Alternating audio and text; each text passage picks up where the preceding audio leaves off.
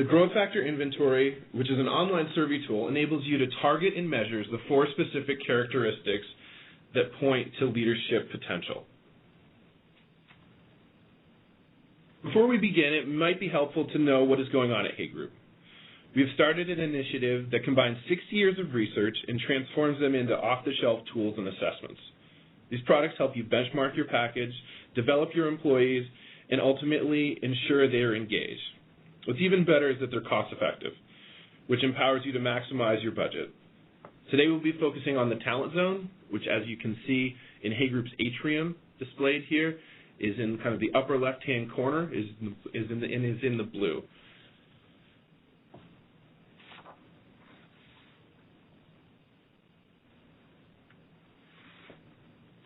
So just to give you a quick overview of the style of the presentation, we will first go over the Hay Group Leadership Framework and the background of this instrument, and we'll also be talking about what is potential and what do we define potential to be.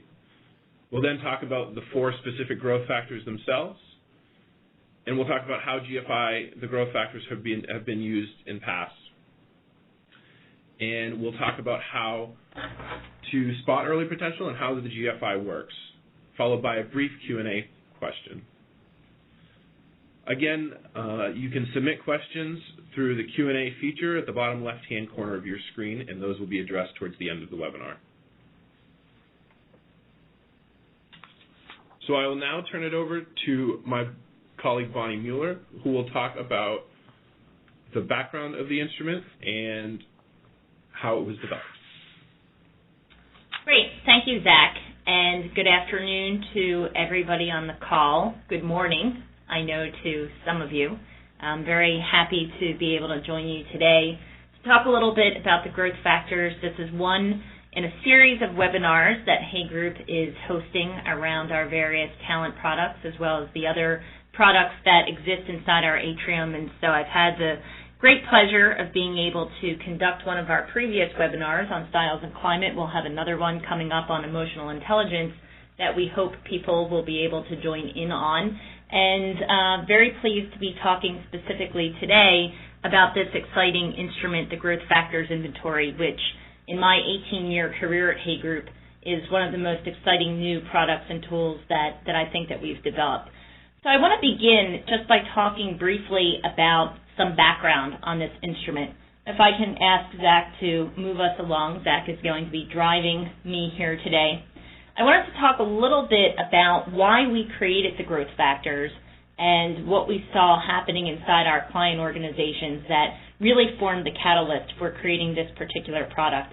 As I'm sure all of you know and are experiencing firsthand every day, the demands for organizations today in terms of creating successful leaders and figuring out how to develop successful leaders has never been more challenging. Certainly there are dynamic business issues that are going on, everything from globalization to managing through an ever-changing landscape that makes it increasingly difficult to figure out what is it that we'll need in terms of managing our talent pipeline in the future. And certainly we recognize that in dialogue with our clients. We also recognize that there was increasingly an enormous cost to developing the wrong leaders and to making investments early on that would prove to not be more safe bets later down the line. With today's limited budgets in terms of development, with a limited number of developmental job moves and things like that, the cost of developing and investing in the wrong individuals, or the cost of giving individuals the wrong type of development at the wrong time inside the organization was enormous. We also saw trends around the fact that competition for talent, despite what has been a lagging economy over the past few years, has never been greater. And we're hearing this all the time, that there are always opportunities for your best performers. And I'm sure, as many of you on this call know, your best performers are always looking for opportunities for career advancement and career development. And in fact, whereas maybe 10 years ago or 20 years ago we talked about the fact that the high performers weren't leaving a paycheck, they were leaving bad managers, kind of our dialogue today has been about the fact that the best performers are leaving organizations when they don't have clear opportunities for career advancement, and clear career paths that will help them to get there. And so recognizing all of that, we decided that we needed to do something to form a solution. And if we can go to the next slide, I wanted to begin our conversation just by getting an informal sense from all of you through the powers of polling technology, a sense of how you're currently spotting potential within your organization. And this is actually a question where you can select all that apply. So if I could ask all of you on the call to make a judgment around truly, directly, what you're doing today to spot potential within the organization, recognizing that it could be some combination of all of these. So if you could take a moment and answer that question, we'll get a good pulse of where we stand.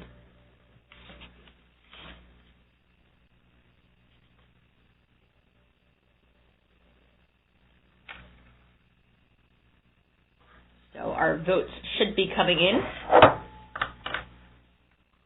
Good. So it looks as though, and not surprisingly, most of the individuals are putting a strong reliance on current performance. Surprisingly, still quite a bit in terms of tenure, about 17% looking at tenure, about 39% looking at personality, and a little over 40% also recognizing some way of measuring potential, which we'll talk about. But still, as we're not surprised to hear, a lot of you still putting a great amount of emphasis on current performance.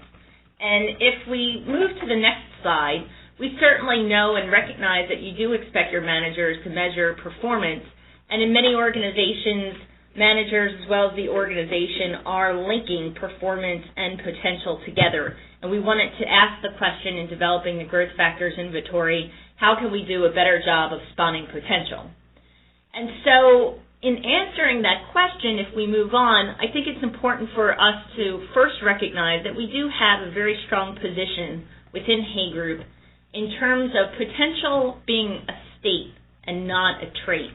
Very often in organizations, we hear our clients talk about the high potentials as though that's a label that would exist for an individual regardless of where they are in terms of a current job or where they are in their career. And within Hay Group, we would say that potential is really a function of both an individual's current capabilities, but also the demands of that possible future role that they might be moving into.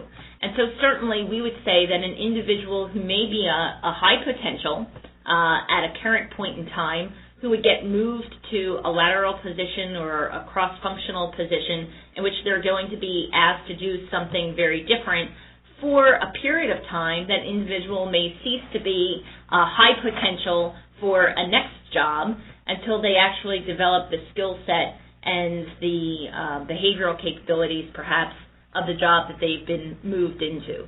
And so we would encourage you, and we encourage our clients, to think about potential as taking into account the capacity for growth as well as possible derailers to success, and to always ask the question, potential for what? Because an individual who may be a current performer may, in fact, not have potential for a specific job role. When we move on to the next slide, you can also get a sense of what we're talking about in terms of separating the ideas of performance versus potential. And this is just a handy way of even dialoguing within your own organization around the importance of separating current performance from high potential.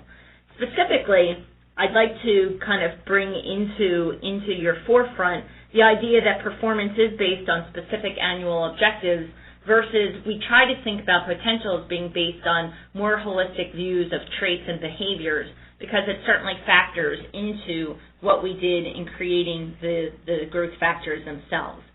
If we move on to the next polling question, I'll ask you, especially for those of you that did answer that you're trying to identify potential as separate from performance, what methods do you currently use to try to identify potential? And again, this is a question where you can select all that apply. If you take a moment to answer these, we could see that, again, not surprisingly from our perspective, manager feedback has quite an impact, as well as performance reviews. We'll put up the final results here in a second so that you can all see, but we're getting lots of responses that manager feedback is a big piece of it, as well as, not surprisingly, the performance reviews. Zach, if we can go ahead and kind of show the results of this polling question. There you see our final results.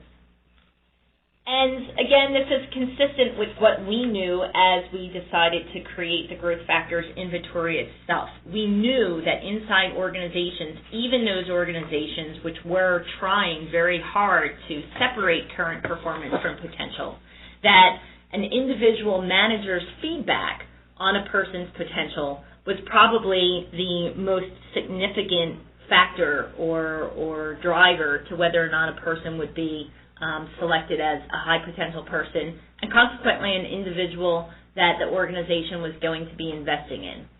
So recognizing that, we set about the task, and recognizing all the demands, we set about the task of trying to create a tool or an instrument, something that would be easy for organizations to apply and execute inside their organization without necessarily a lot of overhead costs and external consultant help, in creating an objective measure that would allow managers and allow the organization to more consistently, reliably, objectively identify the growth factors that might exist in an individual that would cause them to be a high potential.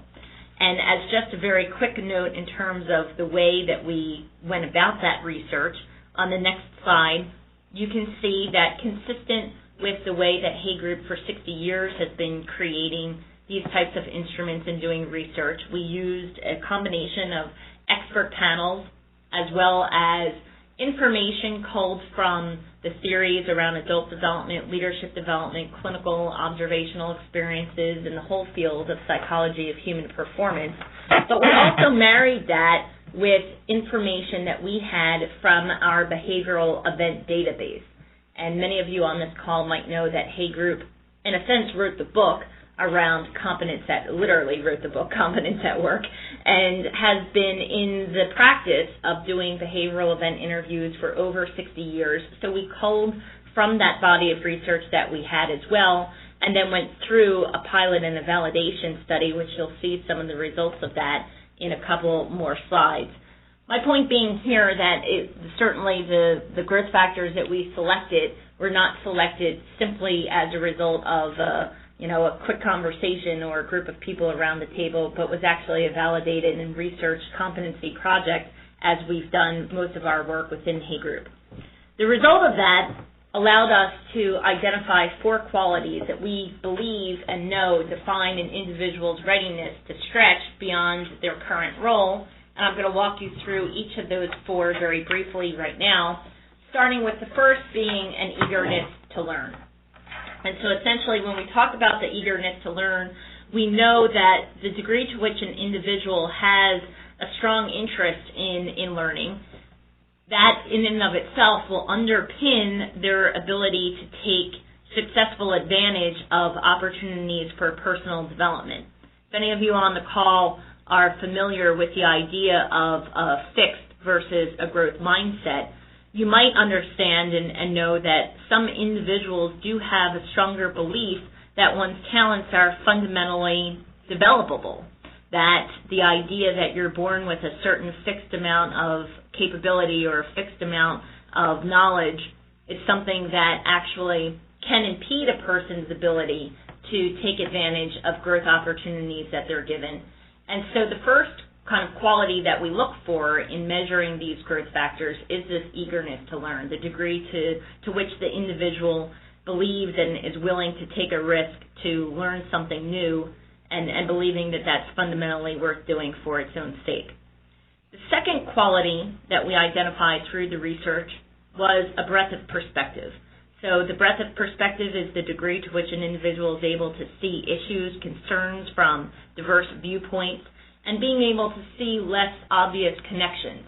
In the work that I do in both executive coaching as well as executive assessments for organizations. Certainly we understand and see all the time, especially in roles that are increasingly larger inside an organization, or as we would say, heterogeneous within an organization, the ability to connect the dots between things which are not seemingly related is something that individuals with a strong conceptual thinking, individuals with a strong ability to kind of connect things which other people don't necessarily see, have a decided advantage. And what we know is that that breadth of perspective is something that you can identify early on in a person's career, and it does happen to be one of the competencies or one of the behaviors which is harder to develop for people in general. It tends to be a fundamentally underlying competency. It is developable, as all of these qualities are, but at the same time, it's harder to do, and so you're certainly much better off inside an organization if you can identify that breadth of perspective existing inside an individual early on. The third would be understanding others, and this is the competency or the quality that recognizes and rewards an individual's ability to kind of understand and listen accurately to not only what people are saying, but also the things that they're not saying. Being able to pick up on nonverbal cues, as well as being able to understand and appreciate perspectives which are different from their own, and being able to show empathy to individuals who might be very different from themselves. One of the things that we've found in the research is that being able to kind of identify this early on and give people feedback on their ability to understand others is essential to do in the early part of their career. A big reason for that is that, quite frankly, as individuals move up inside an organization, they're typically less self-aware than lower-level managers, and individuals around them are less likely to give them informal feedback on their ability to understand others, on their empathy, and so on and so forth. So being able to give an individual feedback on this particular quality early on in their career seems to be quite helpful. And then the last is personal maturity. Certainly, most of you on the call can recognize that personal growth of any kind can be painful. It can be characterized by setbacks and the need to learn from things which haven't gone well.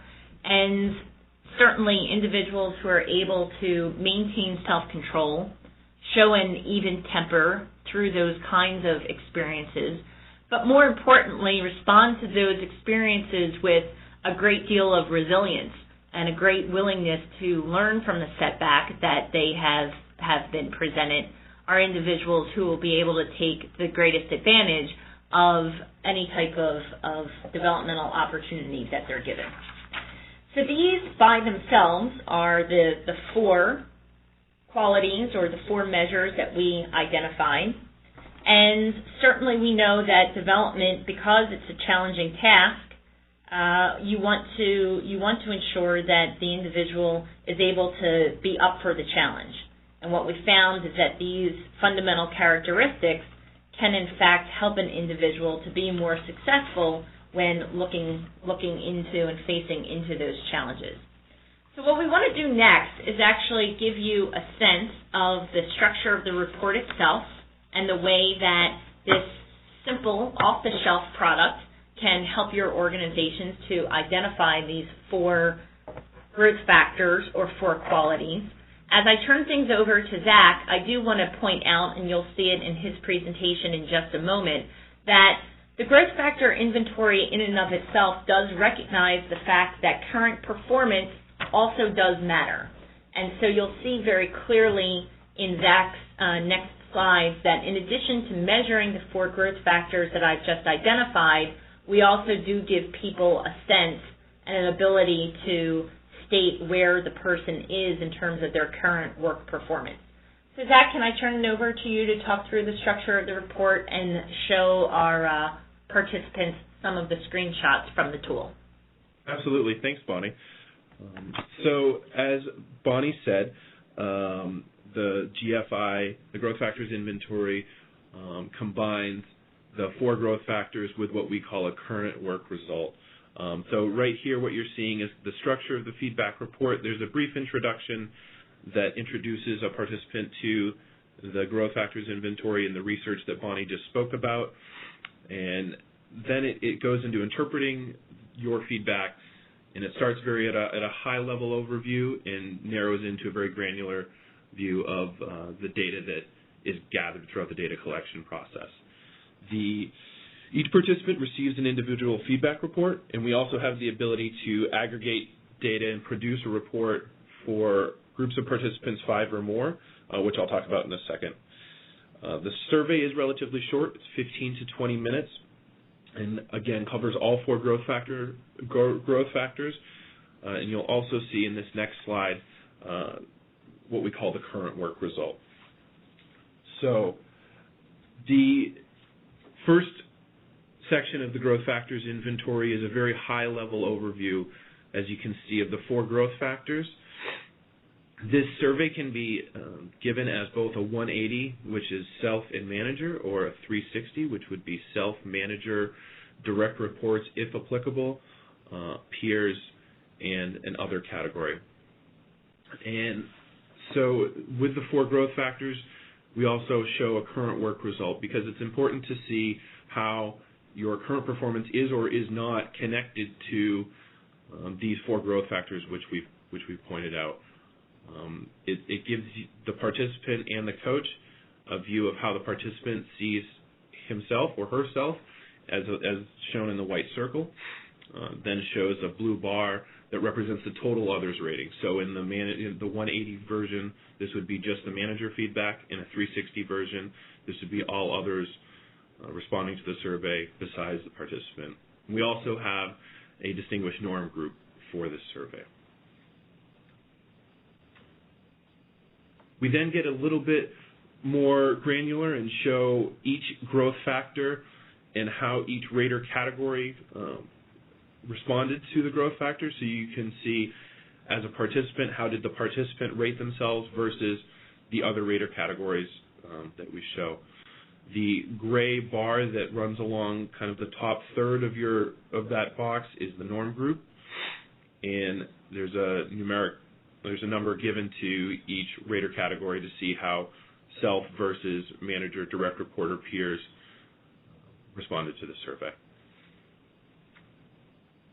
Very similar for the current work result.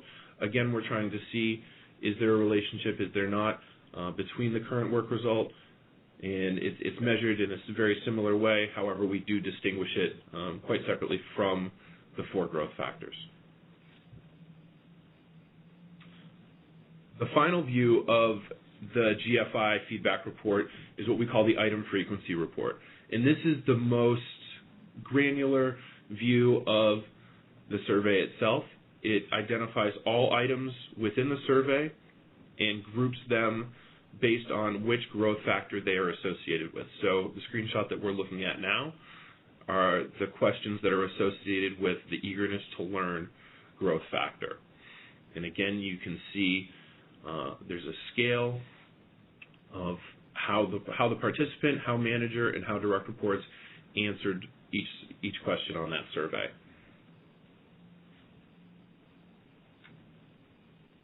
I mentioned previously that we do have the ability to aggregate data for groups of people 5 or more. If you're putting large populations of people through this assessment, it can be very useful to see where did the people stand who you've identified to take the survey. The performance versus potential box on the upper left-hand corner is a 4-quadrant model that has current work results along the bottom and the growth factors along the top. So you can see, based on a current population, where do your participants stand? Are they high-performing and high potential? Are they low-performing and low potential? Are they low-performing and high potential, or high-performing and low potential? And you can also see what we call the growth factor index, which basically scores these participants based on their 4 growth factors.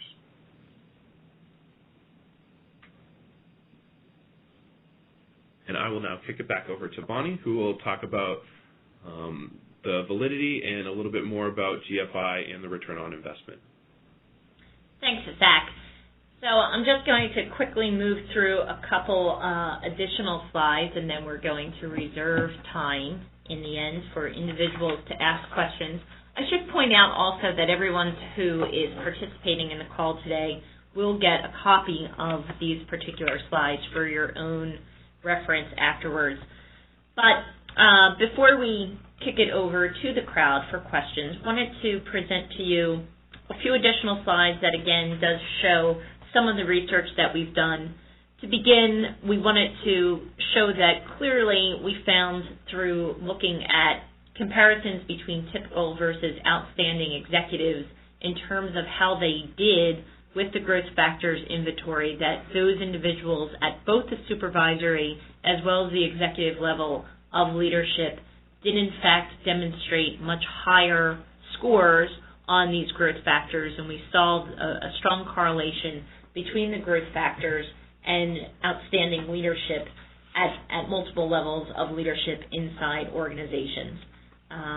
Moving on to the next slide, you'll see in this next case study that I'll show to you the ability of the growth factors to target leadership spend. In other words, to help you to identify which of your frontline staff and first-line managers are going to be more likely to benefit from leadership development, as well as to spot the people who are going to be most likely to deliver the greater returns for your business in the future. And if we look at the next two slides, actually, Zach, if you can move on to the graphic for this, I think that would be helpful. Yeah, if you show right here, for those of you who might be familiar with Hay Group's work on leadership styles as well as organizational climate, this particular data comes from work that we did with a group of leaders in the UK for a professional services firm. And what we found is that 85% of the individuals with high growth factor inventory scores were in fact able to create an engaging or a motivating work climate being a specific measure that Hay Group uses to identify the type of environment that a leader is creating for his or her team. And so what we found was that individuals, again, with the high GFI scores, 85% of them were able to create this engaging, motivating work climate, whereas those with low GFI scores could only do so at a rate of 15%. Increasingly, we found that 60% of the high potential group had 3 or more dominant leadership styles, compared with only 13% from the lower group. And across the board, we found that the leaders with the high growth factors scores were more likely to use what we call the longer-term leadership styles as compared to those with the lower GFI scores, tending to rely much more strongly on what we would call the short-term styles. These would be styles associated with the coercive or the pace-setting styles, which you see at the tail end of the chart on the right. And so generally we find that the high potential managers versus the low potential managers are much more likely to involve others. They tend to be more engaging and demonstrate warmth with their people, provide more feedback. They're directive and tough when required, but in general they're able to demonstrate the type of leadership that's going to create a more effective and a more engaging environment for individuals. We found in our feedback from the clients that individuals, this is actually a quote from an HR director with whom we've worked, picking up on the fact that, on the next slide, that use of the GFI certainly was able to help them to pick up on leadership potential in a quick and an accurate way. And in general, this is consistent with what we've found from our clients who tell us that using the growth factors inventory allows them and enables them to have much more objective and consistent conversations inside their organization and give managers who are struggling with this idea of how to identify potential and how to speak about it a much more consistent and reliable dictionary or lexicon from which to speak about an individual's potential. So as we close and move on to some questions, we did want to give you a sense of how you can use the GFI and develop for you an appreciation of what we see some of our clients doing. Certainly, identifying long-term leadership potential early on is the most accurate or the most obvious rather, use of the GFI. By using the GFI to identify long-term potential, it certainly allows you to be able to select and decide where you're going to put your limited number of resources based on a person's really long-term potential as opposed to their current performance in the role. We find that using the GFI can help individuals as they shift from one leadership move into the next, and particularly at transition points or at inflection points where a person might be struggling with the amount of change that a particular job move might have, maybe even wondering whether or not that job move was the right move, that giving them access to the growth factors inventory can help them to develop their own growth mindset. Again, we know that using the GFI can help you to maximize your return on investment, give you the ability to strengthen growth factors in the people who you are investing in.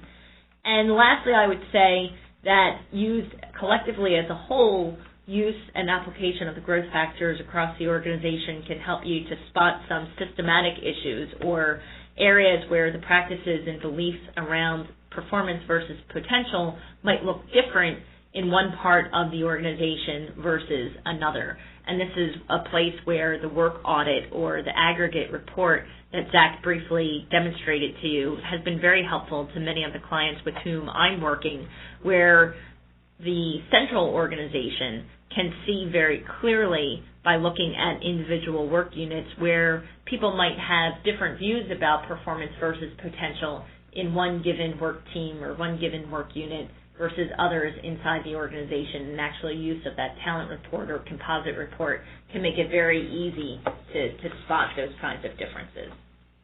Okay. The last slide before we move on to questions just again shows you the different talent report for individuals versus the aggregate report used as a whole. And again, we'll be sending these slides to everybody and certainly can make available to anybody who would be interested the full sample copies of both of the reports that you see here, the talent report or the composite report, as well as the individual feedback report. And we can send those samples to anyone who might be interested. With that said, let me open the floor to questions. You've all been very patient in listening. And so we'll take any questions that the group might have. Bonnie, we have one question that asks about the difference between 180 versus 360. When is it good, is it good to use a 360 version of this versus a 180? It's a great question, Zach, and again, as Zach had pointed out, we do have the flexibility within the tool to use it either way. So we could do a full 360 for the growth factors and ask multiple constituents, multiple participant rater groups to opine on a person's current demonstration of these competencies or qualities, or we can leave it simply as a self-assessment and a manager assessment. Both of them have utility. I would say that in counseling my clients, I tend to ask a lot of questions around other instruments that the organization is currently using. And to the extent, I think that the growth factors is because it has a very specialized use inside an organization, it's certainly appropriate to use inside organizations where another 360, either for the organization's competency models or even some of our clients that use the emotional intelligence 360, they'll use the growth factors for its very highly specialized purpose.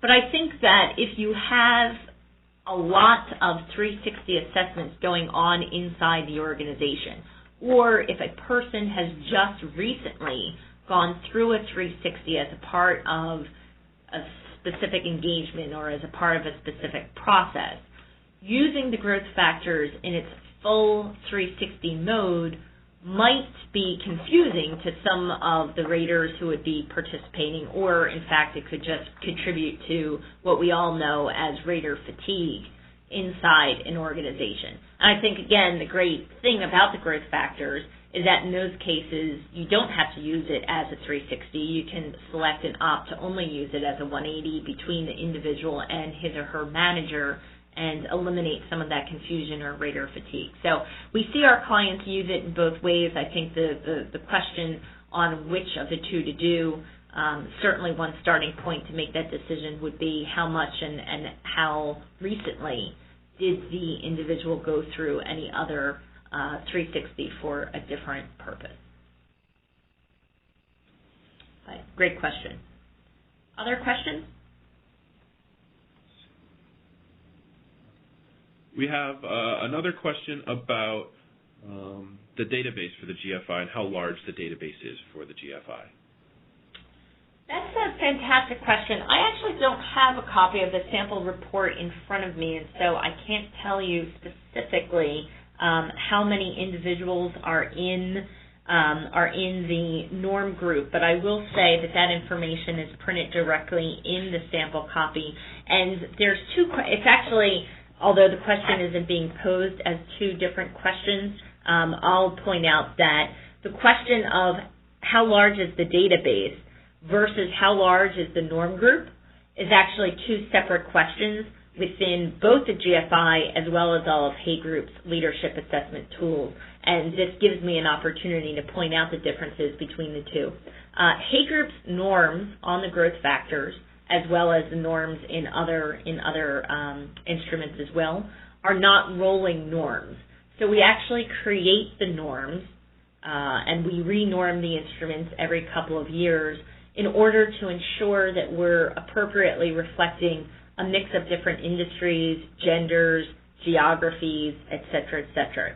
And so when you look at the norm group on the GFI itself, that number of individuals as well as organizations is not entirely inclusive of the number of individuals who have taken the instrument itself.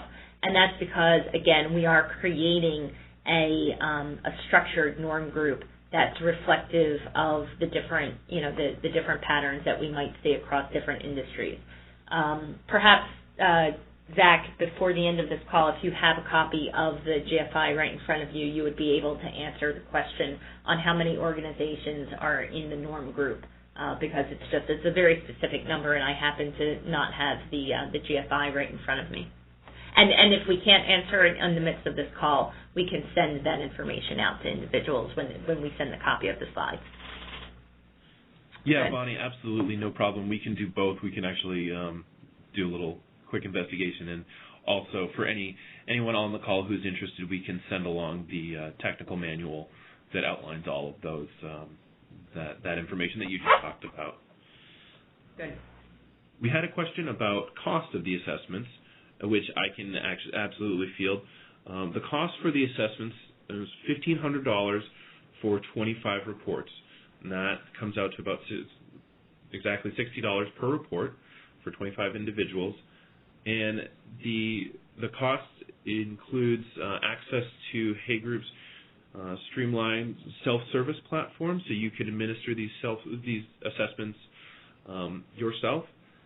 You also have access to a dedicated account manager who will help you through the process of setting the account up, understanding the reports themselves.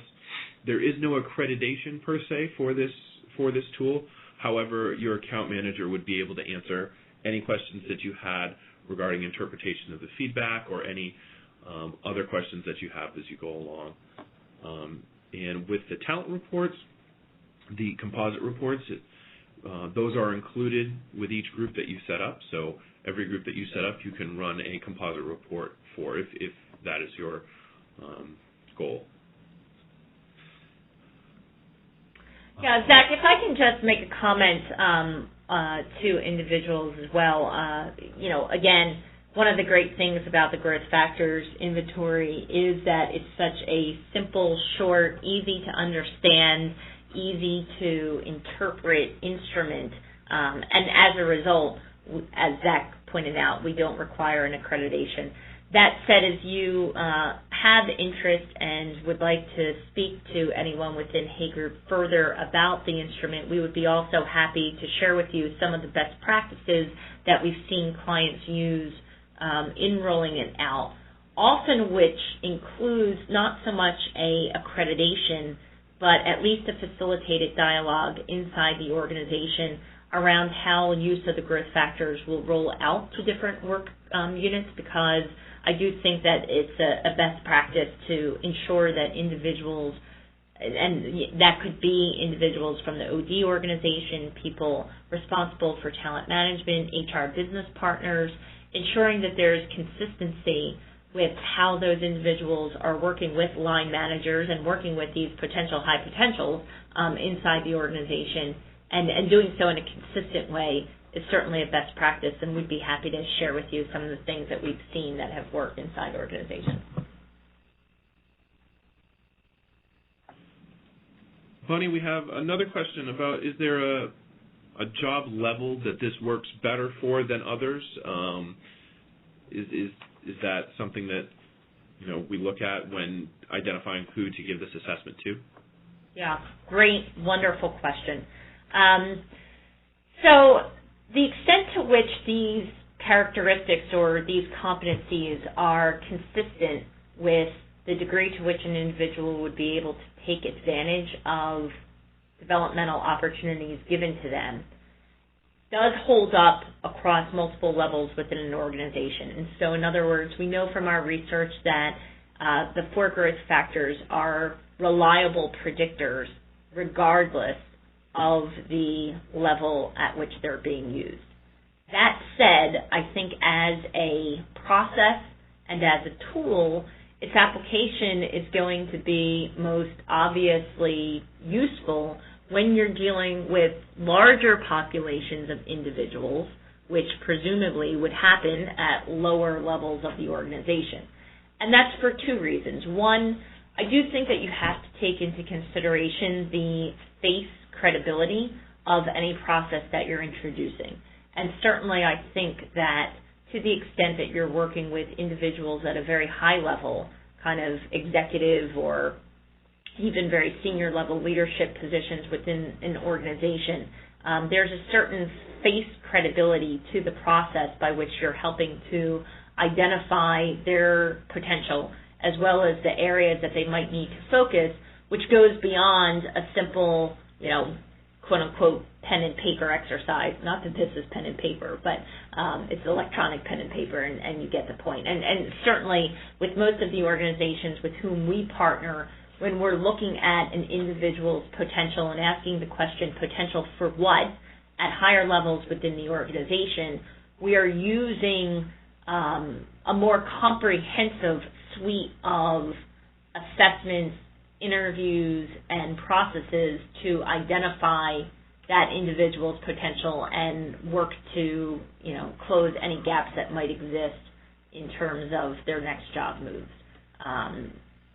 Lower down in the organization, when you're dealing with larger numbers and needing a more kind of efficient way for identifying potential that doesn't require, for instance, individual one-on-one behavioral event interviews with each person, obviously the growth factors inventory becomes a very useful tool. So it's a roundabout weighing of saying that the growth factors themselves are valid and from a research perspective, reliable as a predictor of potential at any level within an organization. But practically speaking, we see organizations tending to use the growth factors at lower to mid-level executive assessment as opposed to senior and C-suite level assessment.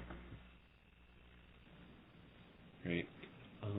Bonnie, we have another question that says, is the research between GFI and leadership styles based on 180 or self-assessments? It would be based on 180. Great.